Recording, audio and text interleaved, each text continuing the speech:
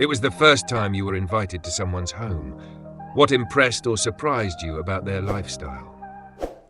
I went to a friend's birthday party. I was warned that they eat takeout and don't cook themselves. I went there and was speechless. They had no dishes, no pots, no pans, no glasses, no coffee cups, none at all. Kitchen cabinets are filled with random things like board games, batteries, spare light bulbs, disposable plates, a drawer full of plastic spoons and forks. I will never understand this. I want coffee as soon as I open my eyes. Coffee, bath, shower. Who wants to go out every morning to order something? I can't even bring myself to go downstairs for coffee when I'm staying in a hotel. One of our richest friends, who is also one of the biggest shopaholics, lives in a house with no furniture. There are a few camping chairs by the kitchen counter. The bedroom is a mattress hidden between piles of different clothes. He ironed each item before putting it on. I spent the weekend with a friend who was the youngest in a family of 8 sons. At home, we are supposed to talk quietly and calmly, but here all 10 people were shouting. Up until that point, someone had only shouted in my presence when someone was in danger, or someone was really angry. And all the guys were yelling at each other to get a piece of pizza. I understand that when there are 10 of you and 9 of you are guys, you have to shout to be heard. But my internal danger meter was reading 11 all weekend. A school friend of mine lived on a farm in Wales. One day I went to visit him for the first time. No sooner had the door been opened than I saw a sheep running down the stairs. It was still a newborn lamb. It was trying to survive, warming itself near the stove. Here in the United States on my parents' farm, if a calf is born in the snow, it starts life with a warm shower and a cart. The warm water raises its body temperature and the cart makes it jump around, stimulating blood circulation. This saved dozens of calves. They almost always get frostbite on their ears if they are born in such conditions. It took me 3 visits to my friend's house before I realized that they had no mirrors. I'm still not sure if it's a conscious choice or a problem, but I was very surprised. Dude, it looks like they're vampires. A friend accidentally broke a plate while doing the dishes, and his dad didn't yell at him, hit him, threaten him with a belt or anything else.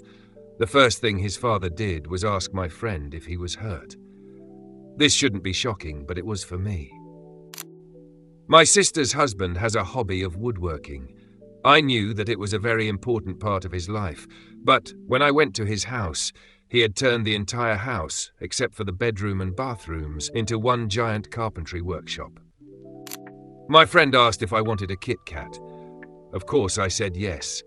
He unwrapped the candy, put it on a plate, and then stuck it in the microwave until the chocolate on the wafers melted. I was stunned and rushed to tell him that I didn't need a microwave. He looked shocked and asked, "Do you eat them raw?" We were in middle school, so we must have been about 12 years old. My friend and I came to the house of another friend of ours. His father greeted us and immediately asked, "Do you guys want to come in and watch porn?" My friend and I stared at each other, silently asking what the hell, and politely declined. I still think about how it was terribly strange because his son didn't seem at all concerned. A friend invited me to his house when we were in middle school. It was then that I learned that his parents were not just well off like mine. They were damn rich.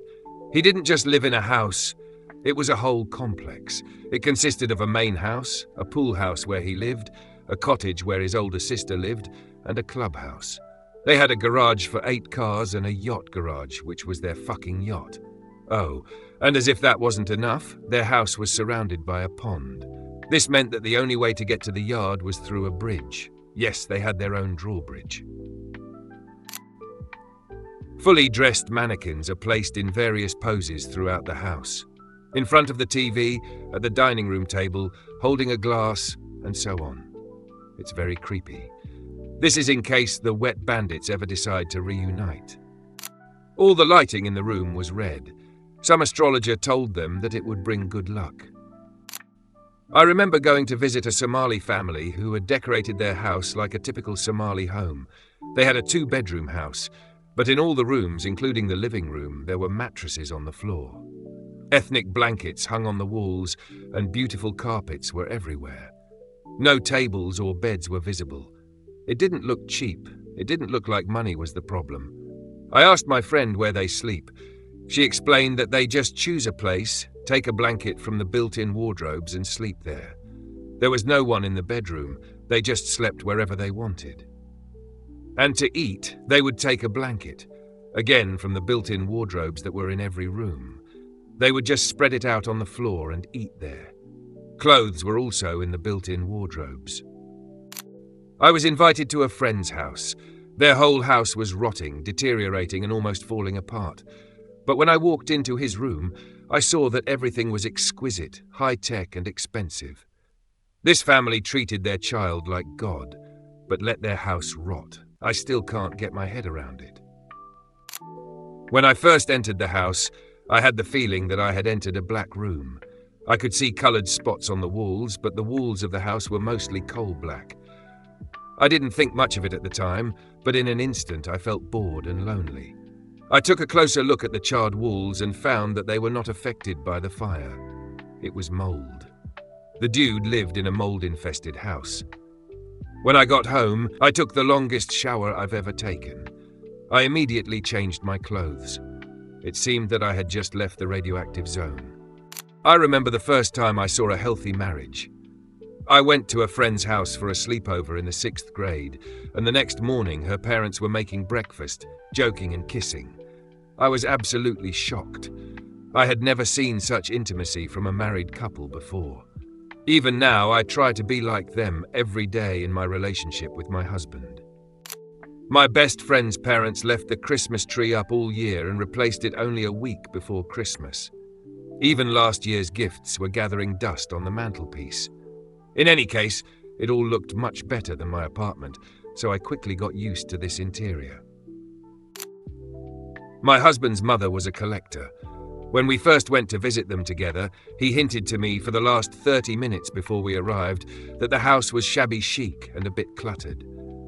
But I was not prepared for this. Every flat surface in the house was covered with periodicals and books. Every wall was covered with framed artwork, from preschool drawings to real gallery-quality pieces. Every room was crammed with furniture.